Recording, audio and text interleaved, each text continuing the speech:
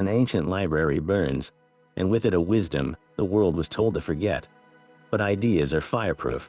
From those ashes rose a collection of forbidden texts known as the Hermetica, writings so powerful they were hidden for over 1,000 years. Attributed to the mythical sage Hermes Trismegistus, these mysterious books contained a radical secret about human potential and the nature of the cosmos. Their sudden rediscovery did not just change a few minds, it lit the fuse for the entire Renaissance, reshaping art, science, and our very conception of reality. By the end of this story, you will understand the hidden blueprint behind one of history's most brilliant explosions of creativity. We will uncover how a condemned pagan theology became the guiding star for geniuses like Leonardo da Vinci and Michelangelo, and why the Church first suppressed these ideas only to see them reborn in the very heart of Christendom. What does it feel like to discover that your entire world was built on a secret? So what exactly were these forbidden texts?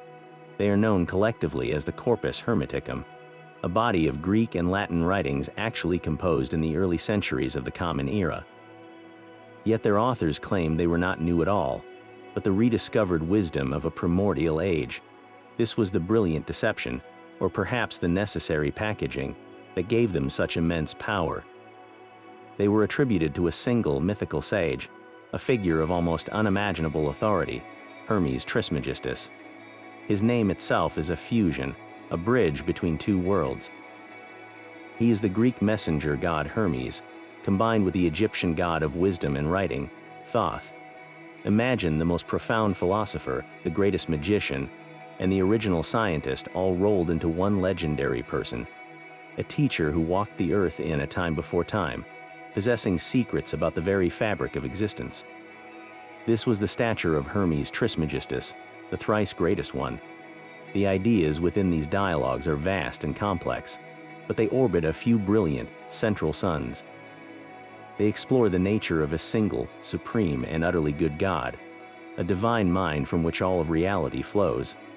They describe the cosmos not as a dead machine, but as a living, conscious being, a direct creation of that divine source.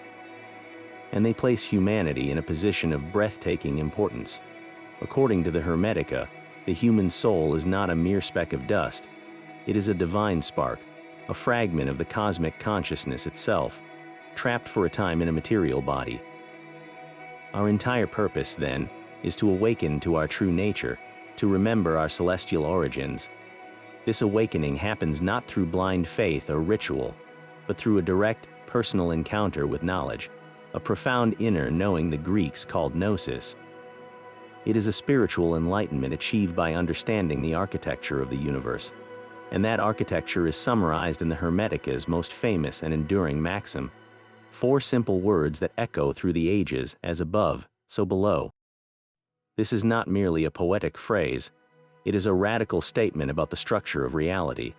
It means that the patterns we see in the heavens, the grand movements of stars and planets, are mirrored in the smallest details of our world, and even within the human mind and body.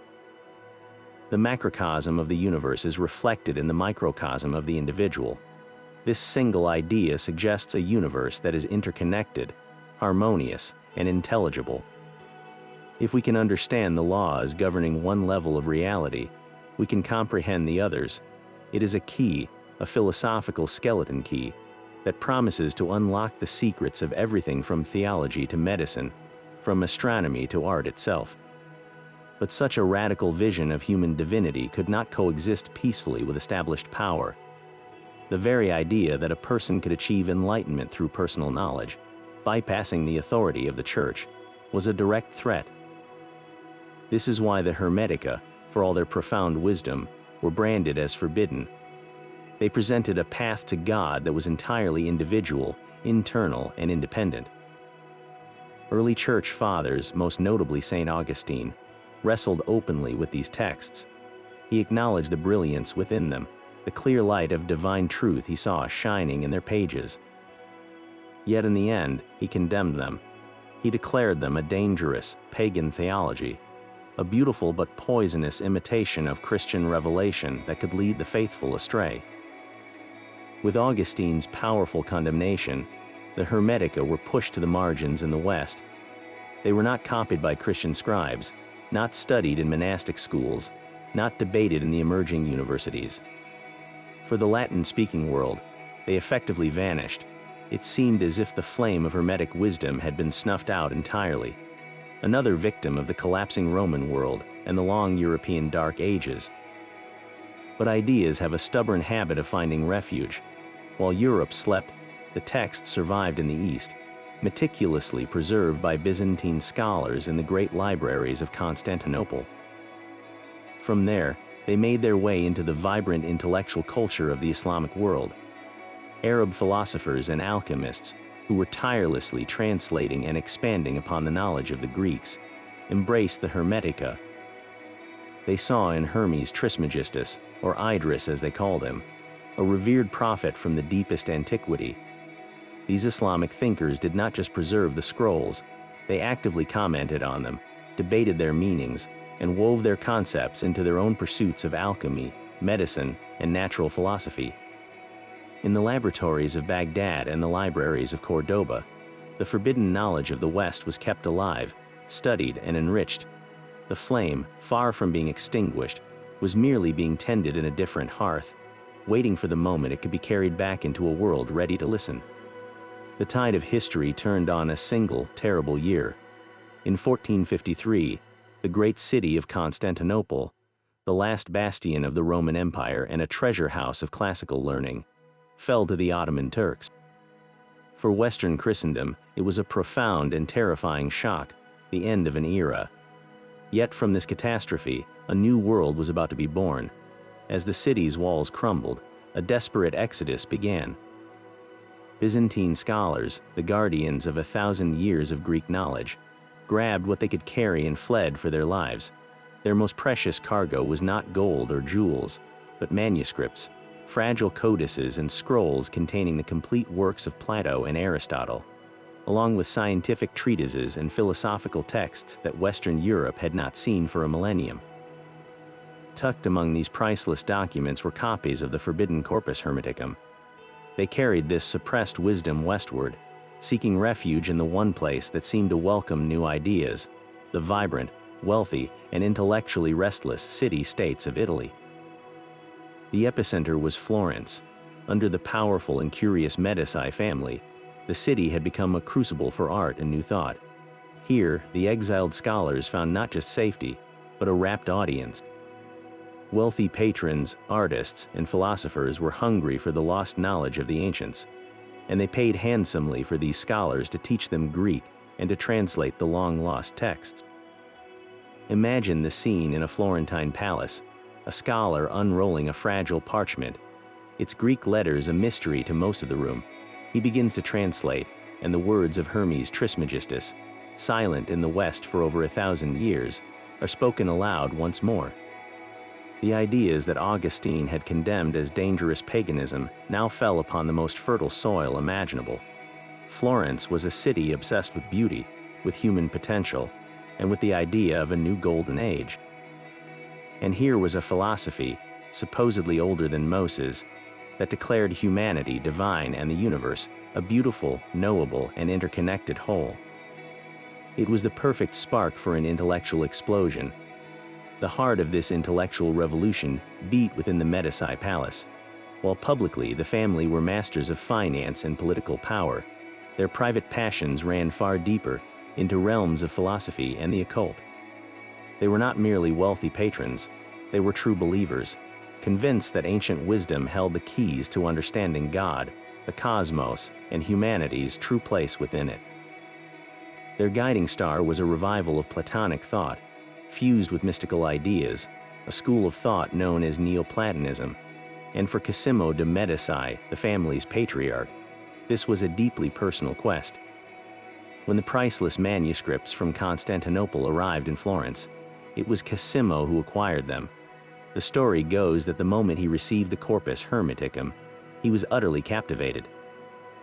He immediately summoned his most gifted scholar, a young man named Marsilio Ficino, and gave him a startling new command. Ficino was in the middle of a monumental task, the first complete Latin translation of Plato's works, a project Cosimo himself had commissioned. Yet Cosimo ordered Ficino to set Plato aside. The dialogues of the great Greek philosopher, the foundation of Western thought, were to wait.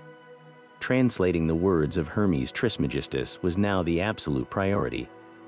This single act speaks volumes about the intoxicating power these texts held. To Cosimo, this was not just another ancient book. It was the primordial theology, a sacred revelation from the dawn of time, more ancient and therefore, in his mind, more pure than even Plato himself. Ficino obeyed, and his translation of the corpus-hermeticum spread through Florence like wildfire. Suddenly, the artists, architects, and thinkers in the Medici circle were not just creating beautiful things. They were encoding a hidden philosophy. They believed they were part of a grand spiritual awakening, using their work to reflect the cosmic order described by Hermes. The Renaissance was no longer just a rebirth of classical art.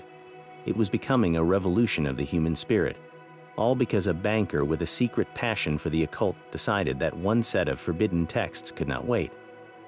Marsilio Ficino was a man caught between two worlds, a quiet, deeply spiritual scholar and a priest. He was also the chosen instrument for one of history's most audacious intellectual projects. When Cosimo de' Medici handed him the fragile Greek manuscripts of the Hermetica and commanded him to translate them before all else, Ficino was not merely performing an academic exercise. He believed he was handling a sacred artifact, a direct line to the voice of God as it was understood at the very dawn of creation.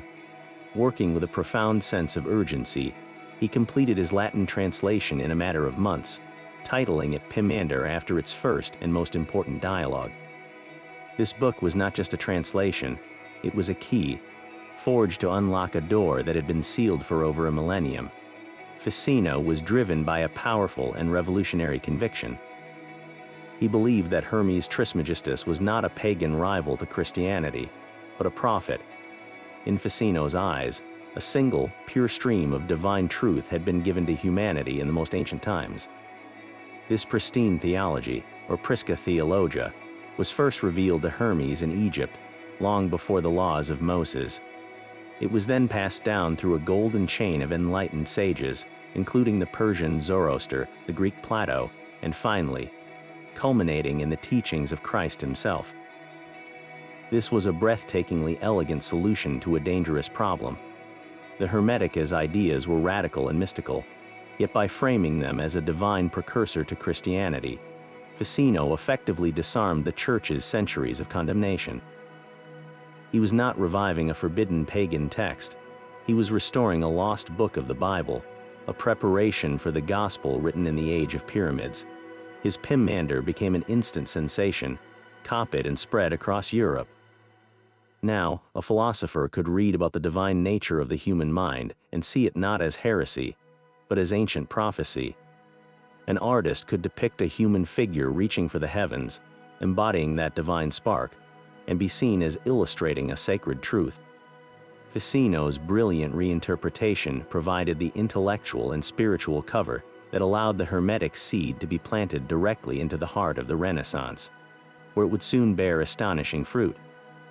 At the very core of this ancient wisdom lies a map of reality so profound it would redefine humanity's place in the universe. The Hermetica begins not with a story of creation, but with a description of a fundamental principle, a single, supreme source of all that is. This source is called the divine mind, or nous. It is not a bearded patriarch in the clouds, but something far more vast and mysterious, an infinite, transcendent consciousness that exists beyond space and time. It is the ultimate reality, the wellspring from which all existence continuously flows, like light radiating from an eternal sun. This divine mind is so far beyond human comprehension that the texts describe it as ineffable, impossible to truly capture with words. All of creation, from the grandest galaxy to the smallest stone, is an emanation of this one divine source, a cascading overflow of its infinite creativity and intellect. This leads to a breathtaking view of the cosmos itself. The universe, in the Hermetic vision, is not a cold, dead machine of random particles, the view that would later dominate much of science. It is the direct and living offspring of the divine mind. It is a conscious, divine being in its own right, a vast, animated entity teeming with life and soul. The stars are not distant balls of gas. They are living eyes in the face of a cosmic God. The planets are not mere rocks. They are embodiments of divine intelligences moving in a sacred, harmonious dance. This is a universe that is alive, purposeful, and sacred through and through. But the most revolutionary idea, the one that truly ignited the Renaissance spirit, concerns you. Where do you fit into this living, divine cosmos? The Hermetica presents a staggering answer. You are not a mere accidental collection of atoms, a temporary visitor in a meaningless universe. You are a microcosm, a little world. The entire structure of the macrocosm, the great universe, is mirrored perfectly within you. The divine mind that conceived the cosmos is the same essence that constitutes your own innermost self. Your true nature, your soul, is a literal spark of that divine mind, a fragment of cosmic consciousness that has taken on a material body. You are a god, trapped in flesh, and you have simply forgotten who you are.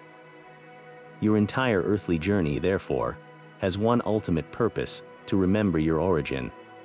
This remembrance is not an intellectual exercise or a matter of blind faith. It is a profound, transformative awakening, a direct knowing the Greeks called gnosis. It is an inner revelation where you suddenly grasp the divine architecture within and without. This is the great ascent of the soul, a journey back to its source. Through knowledge, through understanding the laws of nature and the workings of your own mind, you can purify your perception, shake off the numbness of material existence, and consciously reunite with the divine mind from which you came. You do not need an intermediary. You hold the key within yourself. Can you comprehend the sheer, explosive power of such an idea?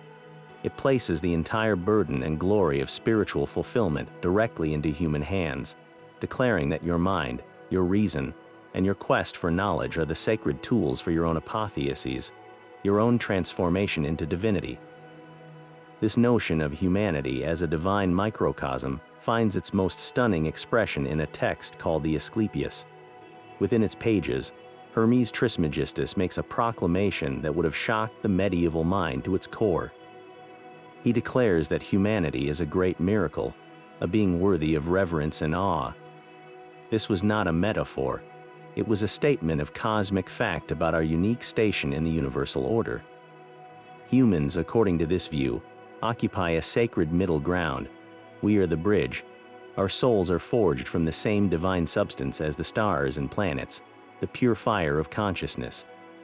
Yet we are also clothed in the earth, bound for a time to the material world with all its sensations and struggles. We stand at the crossroads of spirit and matter, possessing a consciousness that can look upward to comprehend the mind of God, and downward to shape the very substance of the world. This dual nature is not a curse, it is our power. It grants us a creative capacity that no other creature, angelic or animal, possesses. We alone can take the divine blueprints from the spiritual realm and manifest them in the physical. We are co-creators, active participants in the ongoing work of the cosmos. Can you feel the sheer weight of that idea? It completely inverts the dominant worldview of the Middle Ages. For centuries, the Church had taught that humanity was fundamentally flawed, born into original sin, a wretched creature whose only hope was humble submission and divine grace. You were a sinful worm, pleading for mercy. The Hermetica offered a vision that was not just different, it was diametrically opposed. You were not a worm. You were a potential god, slumbering within a mortal shell, and your entire purpose was to awaken. Your intellect was not a source of prideful error, but a sacred tool, a fragment of the very mind that designed the universe. Your will was not something to be suppressed, but a divine force that could, if aligned with cosmic principles, actually manipulate the laws of nature. This was the ultimate empowerment. It suggested that through knowledge and disciplined will, a human being could learn the sympathies and connections that bind the world together, the hidden threads of influence between the stars and the earth. This was the theoretical foundation for Renaissance magic, for alchemy, for the entire quest to harness the powers of nature. It was not seen as superstition, but as the highest form of science, a practical application of the principle of as above, so below. If the human mind is a mirror of the divine mind, then to know oneself is to know the universe, and to master oneself is to gain the keys to the cosmos. That single phrase, as above, so below, is the master key to the entire Hermetic worldview. It is far more than a poetic saying. It is a statement of cosmic architecture, a declaration that the entire universe is built upon a pattern of perfect correspondence. The grand movements of the heavens, the orbits of planets, and the dance of constellations are not separate from the world you walk in. They are its blueprints.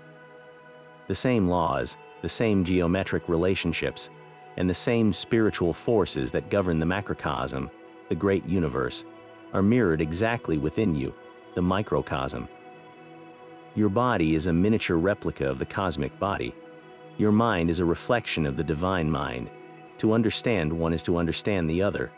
This principle of correspondence became the very bedrock of the Renaissance mind, transforming how people approached everything from medicine to art. It meant that nature was not a chaotic puzzle, but a divine language. Every herb, every stone, every celestial event was a symbol, a word written by the hand of God, and by learning to read this language, one could uncover profound spiritual truths. A physician would look at the plant called eyebright, noting its flowers resemble a human eye, and under this principle, prescribe it for vision problems, believing the signature of its form revealed its hidden function. An alchemist seeking to purify lead into gold was not merely performing a chemical experiment. He was engaging in a spiritual drama, seeing the base metal as a symbol of the unpurified human soul, and the transmutation into gold as the achievement of enlightenment.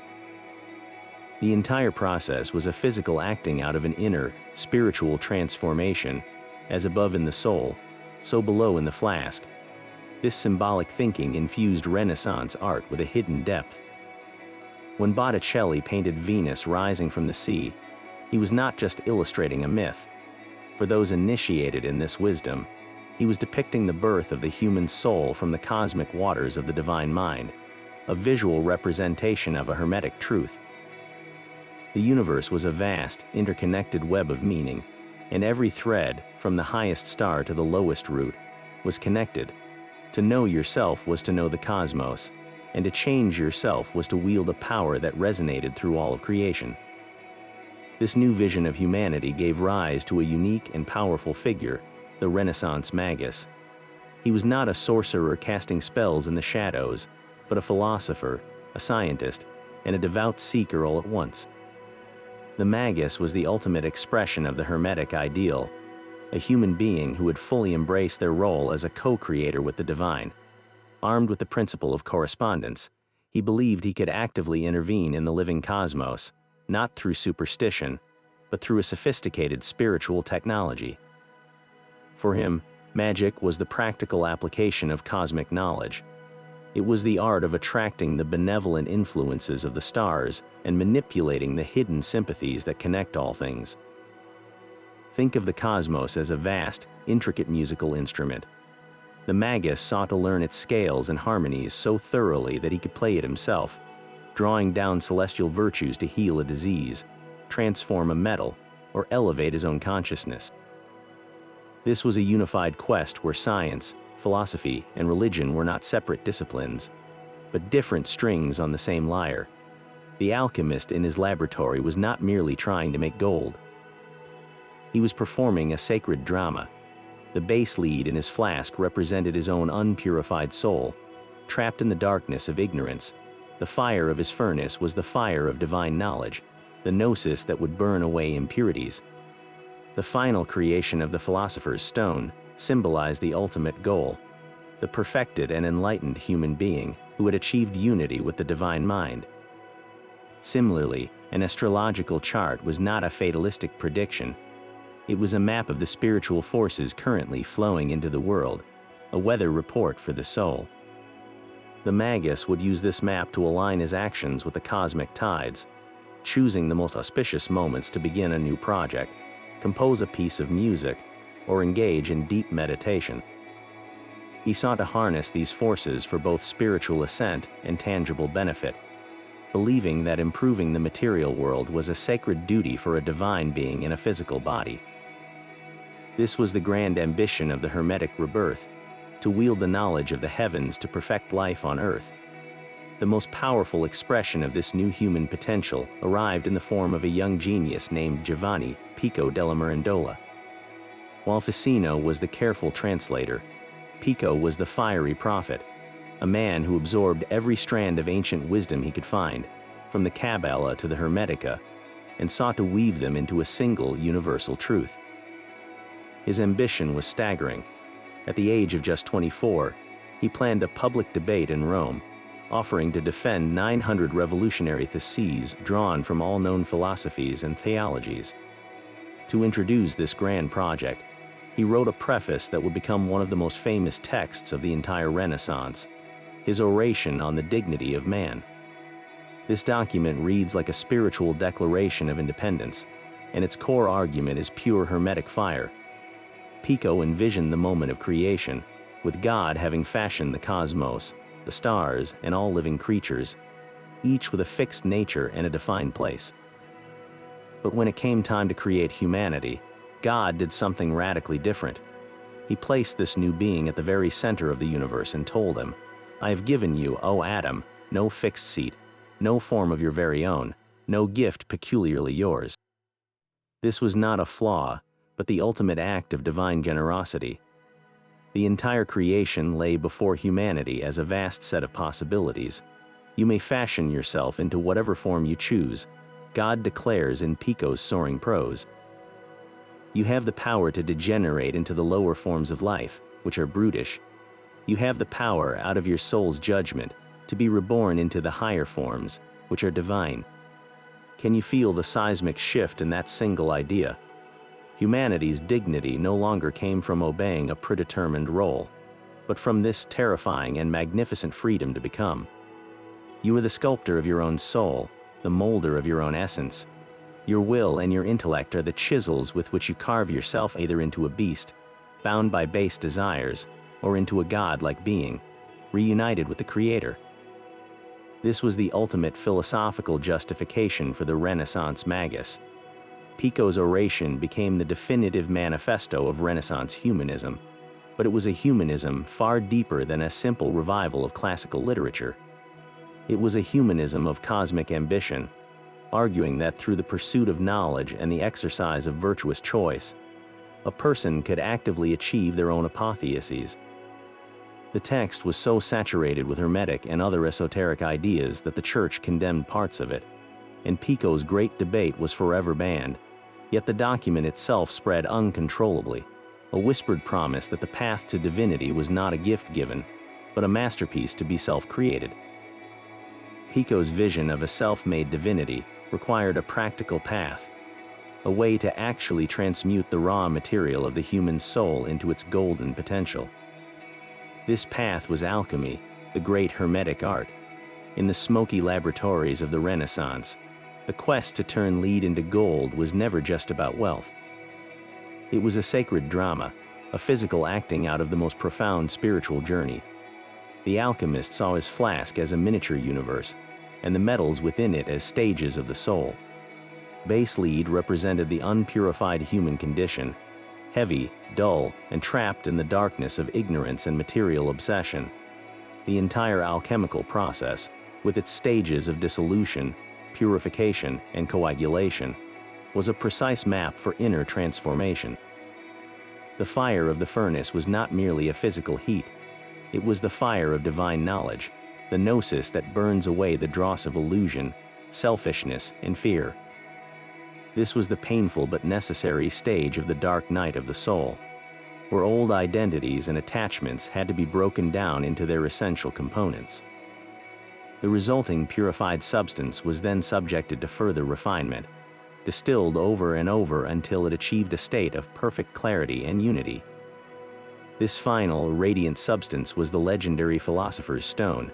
But what was the stone? It was not merely a magical red powder. It was the alchemist himself.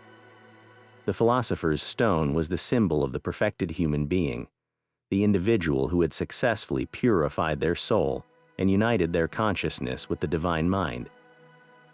This was the true gold, a state of spiritual enlightenment and immortality, where the base lead of a limited, earthly existence had been utterly transmuted into the gold of a cosmic, divine awareness. Every piece of glassware, every carefully measured ingredient, was part of this grand allegory. When an alchemist wrote of the union of the Red King and the White Queen, he was describing the sacred marriage within his own psyche, the integration of opposing forces like spirit and matter, or consciousness and the unconscious, into a harmonious whole. His entire laboratory was a temple, and his work was a form of active prayer. He was proving the principle of as above, so below by taking the cosmic process of spiritual rebirth and mirroring it in the world of matter, striving to become the living embodiment of the philosopher's stone, the ultimate masterpiece of the Hermetic art. This inner death was known as the negredo, the blackening. It was the crucial first stage of the alchemical work, where the raw material, the prima materia of the soul, was subjected to a profound and terrifying dissolution. In the laboratory, this might appear as a putrefaction, a rotting of the materials in the flask until they turned a deep, uniform black. Spiritually, it represented the complete and utter breakdown of the old self. It was the dark night of the soul, a period of despair, confusion, and ego death, where all of one's cherished illusions, attachments, and false identities were stripped away. The alchemist had to willingly enter this darkness, to sit with the blackness and not flee from it, for only from this state of utter humility and formlessness could true transformation begin. From the ashes of this spiritual chaos, a new purity could emerge. The next stage was the albedo, the whitening. After the blackness of dissolution came a washing, a purification that resulted in a brilliant lunar white. This was the silver stage, a state of clarity, reflection, and inner peace. The soul, having been broken down, now began to reorganize itself at a higher level. It was a cleansing of the emotions and a refinement of the intellect, where the individual achieved a state of detached observation, like the moon coolly reflecting the light of the sun. This was not the final goal, but a necessary moment of crystallization and order before the final, fiery integration. The ultimate stage of the great work was the rubedo, the reddening. This was the culmination, the marriage of opposites, where the purified white substance was subjected to the most intense and sustained heat. In the flask, this produced the legendary red tincture, the philosopher's stone. Within the soul, it represented the final and complete union of spirit and matter, of the conscious and the unconscious, of the human and the divine. The rubedo was the dawn of a new, solar consciousness, a state of vibrant, embodied enlightenment where the individual became a living vessel for the divine mind, radiating its creative power and unconditional love into the world. Every action in the laboratory was a sacred gesture. The alchemist did not see himself as a mere chemist, but as a priest performing a holy rite. The furnace was his altar, the fire was the living presence of the divine, and the substances he worked with were sacred elements of a living cosmos. When he distilled a liquid, he was distilling his own thoughts, seeking purity. When he combined substances, he was seeking the sacred marriage within his own being. He was not trying to cheat nature, but to assist it, to perfect it, and in doing so, to perfect himself. The entire laboratory was a physical theater for a spiritual drama, a place where the principle of as above, so below was made manifest through disciplined action. By manipulating the physical elements, he believed he was directly manipulating the spiritual realities they symbolized, actively participating in the divine act of continuous creation. This living cosmos, with its celestial intelligences, demanded a language to translate its divine speech. For the Renaissance magus, that language was astrology, a science of cosmic sympathy far removed from the simple horoscopes of today. It was built entirely upon the Hermetic axiom, as above, so below. The starry heavens were not a random scattering of lights, but a living, breathing hierarchy of divine minds. Each planet, from the swift Mercury to the solemn Saturn, was not a dead rock, but a conscious spiritual entity, a vast angelic intelligence with its own unique quality and power. Their ceaseless, harmonious dance through the constellations was a continuous outpouring of spiritual energy, a symphony of influences that shaped the very fabric of the world below. The sun poured forth vitality and conscious identity. Venus emanated love, beauty, and harmony. Mars projected the energies of action, conflict, and will. These were not supernatural miracles, but natural forces, as real and lawful as gravity, flowing from the spiritual dimensions of reality into the material one. Everything in the terrestrial realm, every plant, every stone, every human soul, was a receptive vessel, tuned to specific celestial frequencies. A daisy, opening its face to the sun, was responding to solar virtue. A piece of iron, used for swords and tools, was under the dominion of Mars. And you, in your magnificent complexity, were a receiver for the entire celestial chorus. Your moment of birth was not a prison sentence dictating an unchangeable fate. It was a snapshot of the cosmic weather at your arrival, a map of your soul's innate tuning, showing which planetary influences were strongest in your constitution. This was the true purpose of a natal chart, to provide a blueprint of your spiritual strengths and challenges. The goal was not passive prediction, but active engagement.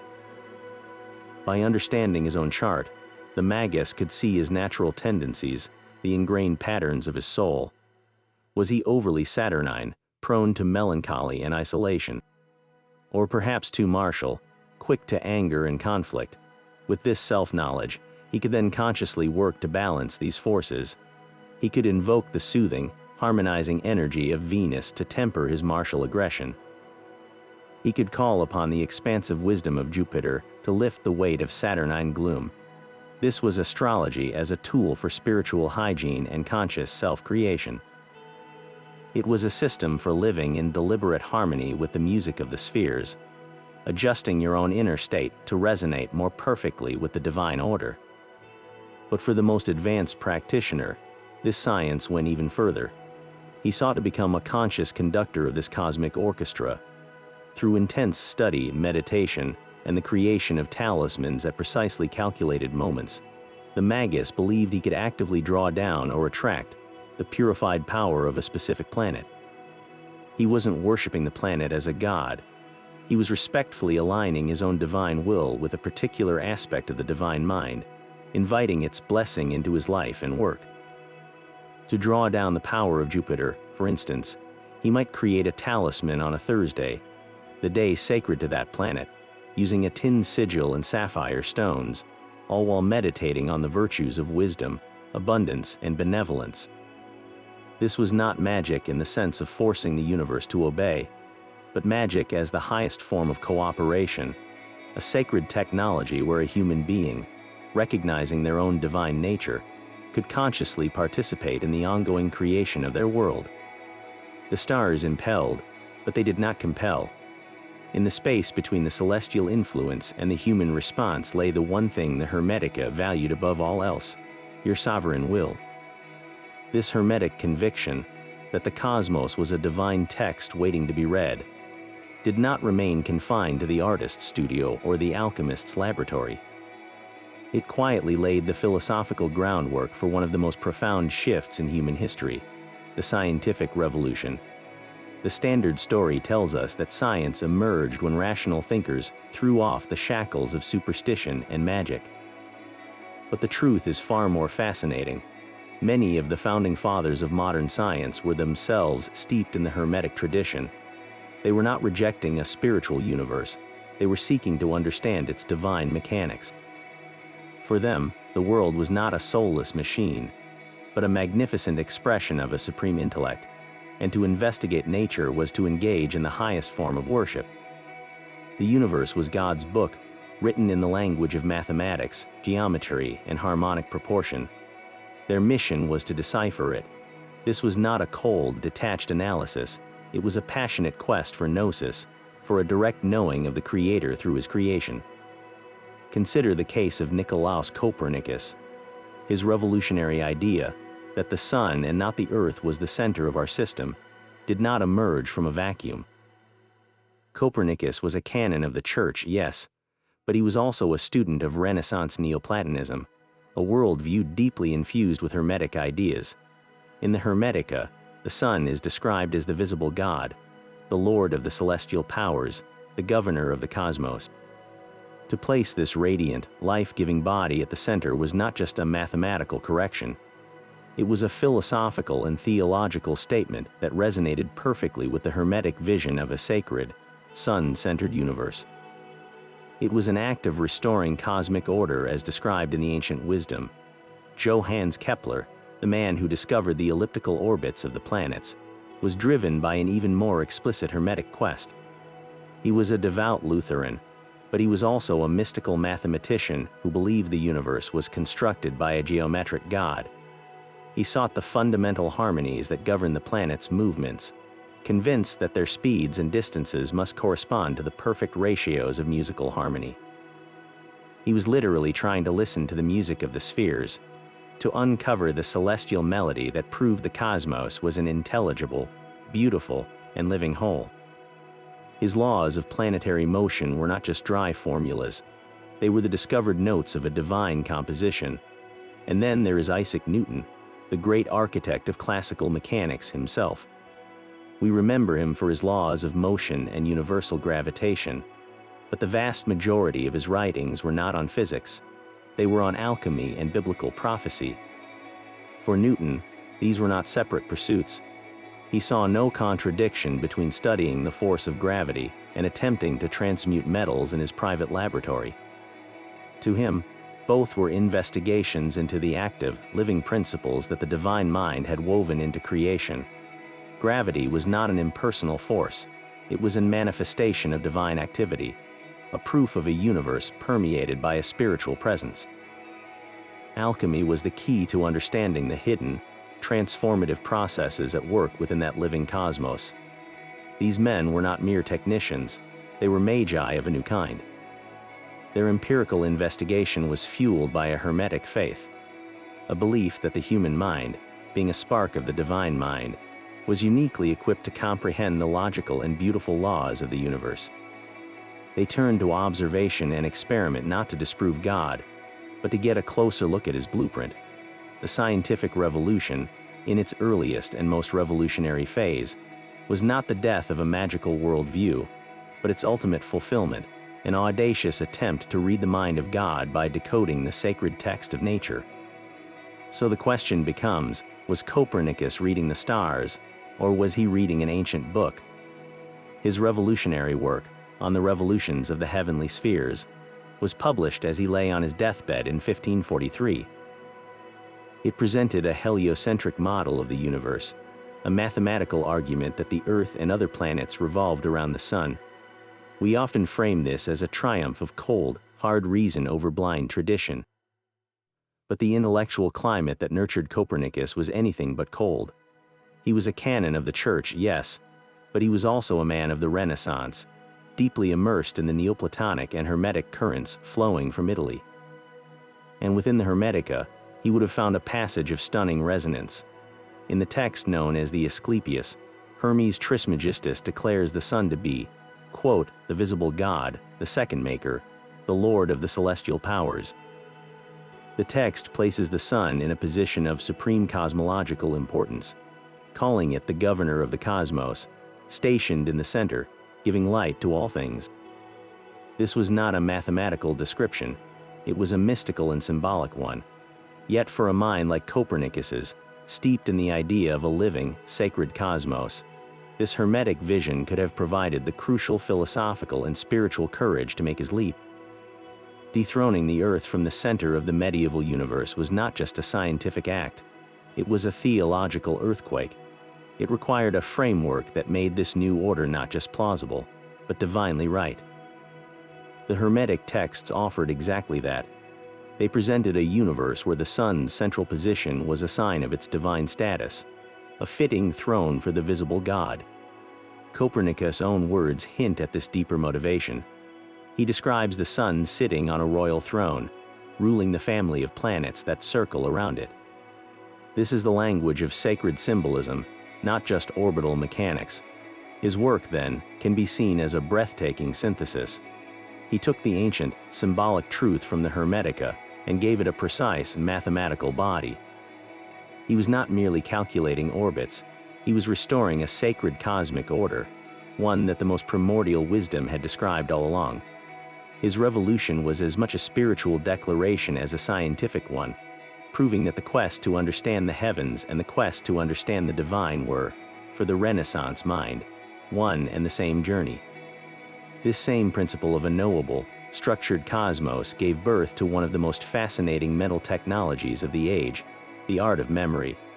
On the surface, it was an incredibly powerful mnemonic system, a method for remembering vast amounts of information. But in the hands of a Hermetic philosopher, it transformed into something far greater, a profound tool for spiritual ascent and inner alchemy. The technique was deceptively simple. You would construct an imaginary building in your mind, a memory palace. This could be a vast cathedral, a sprawling mansion, or even an entire city you knew well. You would walk through this palace in your imagination, placing vivid, striking images in specific locations, each image symbolizing a piece of information you wish to recall. To remember a speech, you might place a bleeding heart on the entrance steps to symbolize an emotional appeal, a roaring lion in the main hall to represent courage, and a set of scales in the library to denote a call for justice. When you needed to remember, you would simply take a mental walk through your palace, retrieving the images and the ideas they held. Yet for the Renaissance magus, this was never just about memorizing facts or speeches. His memory palace was not a storage unit, it was a sacred theater of the soul. He would populate it not with ordinary images, but with cosmic symbols drawn from the Hermetica and astrology. He might place a radiant, golden sun at the center of his main courtyard to represent the divine mind. In the east wing, he would station a figure of Jupiter holding a scepter, embodying the virtues of wisdom and authority. In a quiet garden, he might imagine a serene statue of Venus, symbolizing harmony and love. He would fill his inner world with the archetypal powers of the cosmos itself. Why go to such elaborate lengths? The goal was a kind of spiritual programming.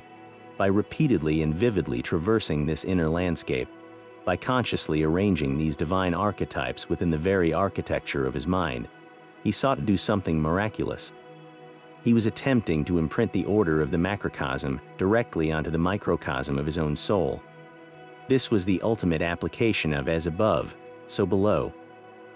He was building a universe within, aligning his own consciousness with the celestial hierarchy. The act of remembering became an act of remembering, of putting his own spiritual fragments back into a divine and harmonious order. Every mental journey through this palace was a meditation, a deliberate effort to reshape his own essence from the inside out.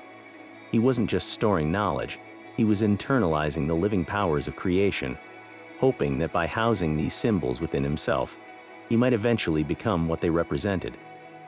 The memory palace became a crucible for the soul, a place where one could actively construct one's own enlightenment, room by symbolic room, until the entire structure of the mind reflected the perfect mind of God. But this new vision of a divine and infinite cosmos would demand its first martyr. Giordano Bruno was a Dominican friar whose mind was simply too vast for the walls of his monastery or the doctrines of his time. He encountered the Hermetica and did not just study them, he inhaled them, and they ignited within him a philosophy of breathtaking audacity. Where the Church taught a single finite creation centered on earth, Bruno saw an infinite universe without center or circumference, teeming with countless suns, each with its own family of inhabited worlds. This was not a random guess, it was the ultimate logical extension of the Hermetic principle. If God is infinite and infinitely creative, how could his creation be anything less? A single tiny world for all of life seemed an absurd limitation for a divine mind of boundless fecundity. For Bruno, every star was another sun, every sun another center of a living system, and every world a home for beings who gazed up at their own heavens, all participating in the same grand, divine reality. He took the microcosm and macrocosm and exploded it into a cosmic pluralism that dwarfed the medieval model. Bruno was not merely a philosopher, he was a practicing magus. He traveled across Europe, from Geneva to Paris to London, a fiery and controversial figure, teaching a magical art of memory based on celestial images. He believed that by mastering this inner art, one could harness the powers of the soul and actively cooperate with the cosmic forces described in the Hermetica. His goal was nothing less than a universal reformation of religion itself.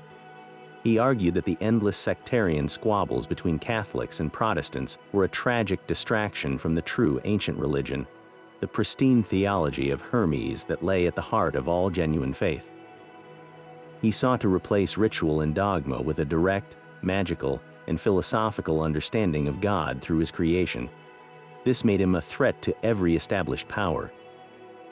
After years of wandering, he made the fatal mistake of returning to Italy, lured by a Venetian patron who then betrayed him to the Inquisition. For 8 years, he was imprisoned and tried in Rome. The charges were heresy, but the core issue was his unwavering commitment to his hermetic vision of an infinite, living universe. The inquisitors demanded he recant. Bruno refused. He declared that he had nothing to renounce, that his views were not heretical but true. His final stance was one of absolute intellectual integrity.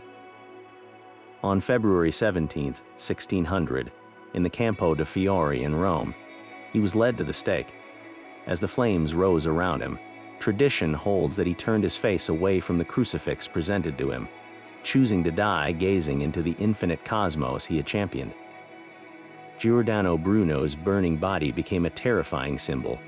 He was not a scientist in the modern sense, but a hermetic prophet. His death marked a bloody crossroads, a moment when the old world tried to silence the new. Yet the ideas he died for, the infinite universe and the divine human spirit, could not be burned away. They were already taking root, forcing the world to expand its imagination forever. Bruno's ashes had barely cooled when the walls of orthodoxy began to close in tighter than ever. The Church's counter-reformation was a massive, systematic effort to reclaim spiritual authority, and its primary weapon was censorship. The index of forbidden books grew, and the freewheeling intellectual atmosphere of the early Renaissance was replaced by suspicion and surveillance. Openly discussing the ideas of Hermes Trismegistus, with its promise of personal divinity and cosmic magic, was now a fast track to a heretic's fate. But you cannot kill an idea by banning its books. You can only force it to find new channels, to flow like an underground river, carving its path in secret. And so, Hermeticism did not die. It simply went underground, finding sanctuary in the one place it could thrive, within the guarded rituals of secret societies and initiatic orders. These brotherhoods became the new guardians of the flame, the invisible college that preserved the forbidden knowledge. They understood that true wisdom was not for the marketplace, but for the prepared mind, for those who had proven their worth and discretion through a lengthy process of initiation. Within their lodges, behind closed doors, the ancient dialogues of the Hermetica were still read, not as historical curiosities, but as living guides for spiritual transformation. The great work of inner alchemy continued, but now it was hidden in plain sight, encoded in symbols, passwords, and ceremonial dramas known only to the members. It was a silent rebellion of the spirit, ensuring that the vision of a divine humanity would survive the age of Inquisition. Then, in the early 17th century, this underground river burst into public view with a series of mysterious documents that set all of Europe abuzz. They were the Rosicrucian Manifestos, published anonymously in Germany between 1614 and 1616. These texts told of a secret brotherhood of enlightened adepts, the Rosicrucians, who possessed all the wisdom of Hermes and the ancient Egyptians. They claimed to have the keys to a universal reformation, a transformation of the entire world through alchemical knowledge and spiritual insight. The manifestos described an invisible college of wise men who could heal the sick, transmute metals, and understood the deepest mysteries of nature. They promised a coming age of enlightenment, free from the religious strife tearing Europe apart. The impact was electric. Here was a public declaration of everything the secret societies had been guarding. Scholars, philosophers, and princes across the continent scrambled to make contact with this elusive brotherhood. Pamphlets and letters were published by the hundred, some claiming to be from the Rosicrucians, others desperately pleading for an introduction. A frenzy of speculation erupted. Who were these invisible masters? Were they real? The crucial point was that it almost did not matter if the Brotherhood was a literal organization or a brilliant literary device. The manifestos themselves had done their work. They had publicly articulated the Hermetic dream of a world reborn through spiritual science, and in doing so, they created a powerful myth that galvanized a generation of seekers. This Rosicrucian fervor directly laid the philosophical and organizational groundwork for what would become the most influential esoteric network in the Western world, Freemasonry. The Masonic lodges that began to spread across Europe and later America absorbed the core Rosicrucian ideals, the structure of secret initiation, and the symbolic language of the builder's craft, which was itself a perfect vessel for Hermetic principles. The stonemason's tools, the square and compass, became symbols for the shaping of the rough, base stone of the human soul into a perfect, living stone, fit for the temple of a divine cosmos. The lodge itself was a memory palace made real, a symbolic representation of the universe where initiates could learn the laws of as above, so below. In this way, the forbidden wisdom of the Renaissance magi, driven into the shadows, found a new and enduring home, ensuring its transmission into the modern world, not as a dead tradition, but as a living current of hidden history. This hidden philosophy did not stay on the page. It bled onto the canvas and was carved into stone. The great artists of the Renaissance became the high priests of this secret doctrine, encoding the entire Hermetic journey of the soul into their masterpieces for those with eyes to see. Take Botticelli's Primavera, a painting that seems, on its surface, to be a simple celebration of spring. But every figure, every gesture, is a precise allegory for the soul's ascent. On the right, Zephyrus, the wind, represents the initial, chaotic influx of the spirit into matter, the dark Negrito stage where the soul is clouded. The central figure of Venus is not the goddess of love, but a symbol of divine love itself, the harmonizing force of the cosmos. To her left, the three graces embody the stages of purification and beauty the soul must pass through, their dance a visual representation of the albedo, the whitening. And finally, on the far left, Mercury uses his caduceus to dispel the last clouds of ignorance, a clear symbol of the rubedo, the enlightened mind achieving union with the divine. This is not a pleasant scene from mythology. It is a detailed roadmap for inner transformation, painted in the language of symbols. Similarly, the birth of Venus shows the soul itself, born from the sea of the divine mind, arriving on the shore of material existence, a perfect embodiment of the Hermetic idea that humanity is a divine spark entering the physical world. This symbolic language extended far beyond paint.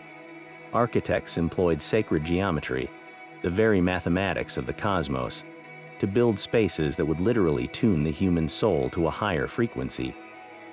They believed that certain proportions, like the golden ratio, were not just aesthetically pleasing, but were the fundamental building blocks of a harmonious universe, echoes of the divine mind's own design.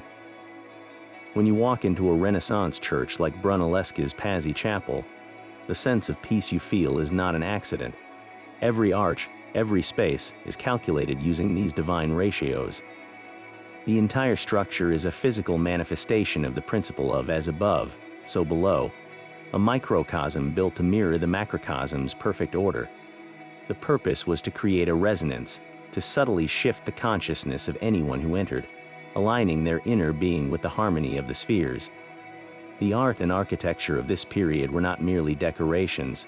They were functional spiritual technologies, designed to guide the viewer, silently and powerfully, toward their own remembrance of the divine. Even the most celebrated playwright of the English language may have been whispering these ancient secrets. The works of William Shakespeare are a universe unto themselves, yet some scholars detect a distinct Hermetic current flowing just beneath the surface of his most profound plays. Consider the character of Prospero in The Tempest. He is the archetypal Renaissance magus, ruling his island kingdom not through brute force, but through his profound knowledge of the hidden forces of nature. His magical power is directly tied to his books, his library being the source of his ability to command spirits, manipulate the weather, and orchestrate reality itself. This is not the wand-waving of a fairy tale magician. It is the careful, learned art of the hermetic philosopher who understands the sympathies of the cosmos. When Prospero finally abjures his rough magic, breaking his staff and drowning his book, it is the ultimate act of the enlightened sage who has achieved his spiritual goal and can now return to the world of ordinary men, his inner transformation complete. Then there is Hamlet, a play steeped in the language of cosmic mystery. Hamlet's famous rebuke to his friend, "There are more things in heaven and earth, Horatio, than are dreamt of in your philosophy," is a pure declaration of the Hermetic worldview. It is a direct challenge to a limited, rationalistic perspective, insisting that the universe is vaster, more mysterious, and more interconnected than any schoolroom logic can contain. The entire play is a drama of correspondence, where disturbance in the political state of Denmark is mirrored by a ghost haunting the battlements, a clear rupture in the natural order. The theory that Shakespeare himself might have been connected to secret circles familiar with these ideas is tantalizing, if unproven. He lived and worked in a time when Hermetic and Rosicrucian thought was circulating among London's intellectual elite. Could he have been a member of, or at least exposed to, a group that studied these forbidden texts? While we may never find his name on a membership roll, the evidence is encoded in the very architecture of his plays, suggesting that the greatest writer in the English language was not just a storyteller, but perhaps a subtle initiate, weaving the blueprint of the hermetic rebirth into the very fabric of our cultural consciousness. Yet the very success of this new science began to cast a long shadow over its mystical origins. A profound philosophical shift was underway in the 17th century, one that would deliberately drain the life from the cosmos. The living, breathing universe of the Hermetica, with its conscious stars and sympathetic magic, was declared an illusion. In its place arose a new vision, mechanical philosophy, championed by thinkers like René Descartes and Robert Boyle. They proposed a universe that was not a divine, animated being, but a vast, soulless clockwork. Matter was declared inert and dead, moved not by inner purpose or celestial influence, but only by external, impersonal forces, like the cogs and springs of an immense machine. For Descartes, even animals were mere automata, complex biological machines without feeling or soul. The vibrant, participatory cosmos where humanity was a co-creator was being systematically dismantled, replaced by a cold, silent void where humans were merely observers of a meaningless mechanism. This was a direct and deliberate attack on the heart of the Hermetic worldview. The goal was to establish a new, unassailable foundation for knowledge, one based purely on reason and mathematics, utterly free from the taint of superstition and subjective experience. The emerging scientific establishment, eager for credibility and political support, saw its own mystical ancestry as an embarrassment. To be taken seriously, it had to publicly purge its past. Figures like Robert Boyle, a founding member of the Royal Society, actively worked to discredit alchemy, rebranding it as a vain and superstitious pursuit. He advocated for a new mechanical chemistry that studied only what could be weighed, measured, and observed, deliberately severing the spiritual connection between the alchemist and his work. The soul was expelled from nature, and with it, the entire basis for the Renaissance magus. The once unified quest for knowledge was now splitting into two separate, and increasingly hostile, paths. On one side stood empirical science, which focused exclusively on the external material world. On the other stood the occult philosophy, which was now marginalized as an unscientific relic, its profound inner dimensions dismissed as mere fantasy. The great divorce between science and spirit had begun, and the Hermetic vision of a sacred, noble cosmos was forced into retreat, surviving only in the private studies of a stubborn few who refused to accept a dead universe. Yet the river of Hermetic thought did not dry up, it simply found deeper channels. While science turned its gaze outward, the inner tradition of spiritual alchemy continued its work in the shadows, passed hand to hand through clandestine networks of seekers and adepts. These secretive alchemical brotherhoods became the new guardians of the flame, preserving the old knowledge that the outer world had deemed obsolete. They understood the great work not as a chemical recipe, but as a lifelong discipline of personal transformation, and they protected its symbols with vows of silence. This hidden current flowed directly into the emerging fraternal societies of the 18th century, most notably Freemasonry. The Masonic Lodge became the perfect public vessel for these ancient ideas. Its rituals were a theater of the soul, where the initiate, symbolically a rough ashlar or unshaped stone, underwent a series of moral and intellectual trials meant to shape him into a perfect living stone, fit for the spiritual temple of a divine cosmos. The square and compass were not just tools of a stonemason. They were hermetic emblems representing the measured interplay of spirit and matter, the macrocosm and the microcosm. Many of the founding fathers of the United States were active Freemasons, men like George Washington and Benjamin Franklin. When they spoke of a new order of the ages, Novus Ordo Seclorum, and designed a national seal featuring a pyramid with a radiant, all-seeing eye, they were employing a symbolic language steeped in this very tradition. They were not merely building a political nation, they were attempting to construct a society based on enlightened principles, a grand architectural project for the human spirit itself. Then, in the late 19th century, this underground river surged back into public view with the formation of the Hermetic Order of the Golden Dawn. This was not a secret society in the same way, but a formal magical order that openly sought to synthesize the entire Western esoteric tradition. Its members meticulously reconstructed rituals from the Hermetica, the Kabbalah, and alchemical texts, creating a complete system for spiritual development. They practiced the art of memory, constructing elaborate inner temples in their imagination. They performed rituals to invoke planetary powers, and they studied the tarot as a book of universal wisdom. The Golden Dawn's influence was immense, training a generation of influential figures, including the poet W.B. Yeats and the controversial magician Aleister Crowley. They proved that the Hermetic path was not a relic, but a living, practical philosophy for the modern age. But perhaps the most profound modern rediscovery came from an unexpected quarter, the field of psychology. The pioneering psychiatrist Carl Jung, in his deep exploration of the human unconscious, stumbled upon the dense and bizarre imagery of alchemy. At first, he saw it as mere superstition, the precursor to his own field of chemistry. But as he delved deeper, he experienced a stunning revelation. The alchemical process was not about transforming lead into gold. It was a precise, symbolic map of the process of individuation, the journey toward psychological wholeness.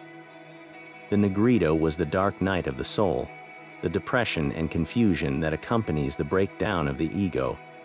The albedo was the emergence of clarity and self-reflection. The rubedo was the final integration, where the conscious and unconscious minds unite into a fully realized self.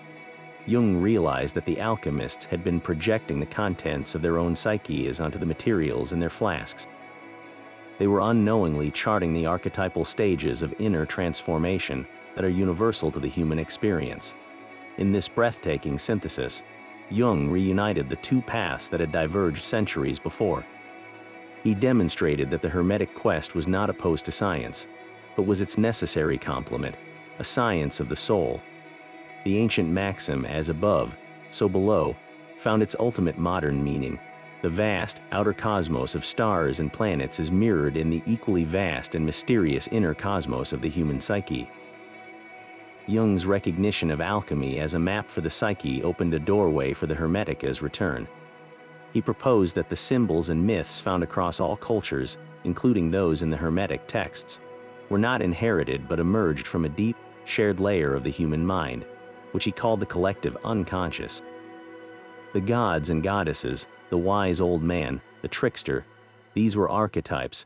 universal patterns that shape our experiences and dreams. The journey of the alchemist, therefore, was not just one man's quest, but a dramatic representation of every individual's path toward wholeness, a process he termed individuation. This provided a stunning new language for the ancient wisdom, framing the soul's ascent as a psychological necessity. Jung took the principle of as above, so below, and turned it inward, declaring that the constellations we see in the night sky are mirrored by the constellations of archetypes within our own unconscious. He further deepened this with his concept of synchronicity, those meaningful coincidences that seem to defy cause and effect.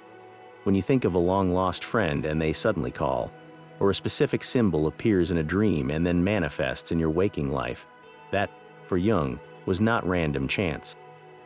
It was a glimpse into the acausal connecting principle of the universe, a modern scientific sounding term for the Hermetic belief in a deeply interconnected and meaningful cosmos.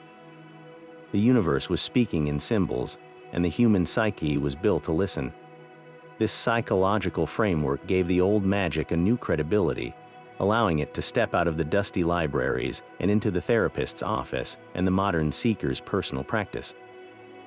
The Hermetic impulse, the drive for direct gnosis, now had a powerful new ally in the science of the mind. This fusion of psychology and esotericism directly fueled the rise of the New Age movement in the latter half of the 20th century. The quest for spiritual enlightenment was no longer confined to established religion. People began looking inward, exploring meditation, channeling, and alternative healing, all with the core Hermetic idea that the divine was within, and that personal transformation was the key to understanding the universe. The ancient maxim as above, so below became a foundational principle for holistic living, suggesting that healing the self was part of healing the world. Astrology saw a massive resurgence, not as a fatalistic prediction, but as Jung had suggested, a tool for introspection, a map of the archetypal energies at play in one's own psyche. Tarot cards were reinterpreted not as fortune-telling devices, but as illustrated books of the collective unconscious, each card an archetypal image meant to provoke introspection and self-discovery. This was the democratization of gnosis, the Hermetic promise made available to everyone with a deck of cards or a birth chart, and this secret language of symbols did not remain in spiritual circles. It began to surface in the stories we tell ourselves on the big screen. Consider the film The Matrix. Its central premise is a perfect modern Hermetic allegory. The ordinary world is revealed to be an illusion, a simulated reality designed to keep humanity asleep. The hero, Neo, is offered a choice, the red pill representing a painful awakening to gnosis, a direct and shocking knowledge of the true nature of reality. His subsequent journey is one of self-discovery and the mastery of the rules underlying the simulation, a clear echo of the magus learning to manipulate the sympathetic laws of the cosmos. Morpheus even articulates a core Hermetic truth when he tells Neo, freeing your mind. The entire story is a dramatic retelling of the soul's ascent from the darkness of ignorance to the light of enlightened consciousness. From the magical wizards of fantasy literature who study the fundamental laws of existence to the renewed cultural fascination with witchcraft and manifestation, the underlying principles are the same. The belief that consciousness can influence reality, that symbols hold power, and that there is a hidden order to the universe waiting to be understood. These are all vibrant, living extensions of the wisdom attributed to Hermes Trismegistus. The flame first kindled in Renaissance Florence, then kept alive in secret lodges, is now burning in the open, proving that the ancient quest for gnosis is not a relic of the past, but a fundamental, unending human drive. This journey of forbidden wisdom stretches across millennia, from the dusty scribble schools of late antiquity to the glowing screens of the modern world. A body of knowledge was created, condemned, and seemingly lost, only to be rescued from a falling city and placed into the hands of the most curious minds of the Renaissance. It was a philosophy that whispered a dangerous secret, that you are not separate from the divine, but a fragment of its consciousness, and that the entire cosmos is a living, sacred text written in the language of symbols. This radical vision of human potential and cosmic unity empowered artists to encode mysteries in their paint, spurred scientists to seek God in the movement of planets, and drove magicians to attempt the transformation of their own souls. It was a flame that the authorities of church and state repeatedly tried to extinguish, from Augustine's early condemnation to Giordano Bruno's fiery martyrdom. Yet each time it was driven underground, the Hermetic current found a new home, flowing through alchemical laboratories, Masonic lodges, and the depths of the modern psyche, proving that an idea whose time has come cannot be permanently silenced.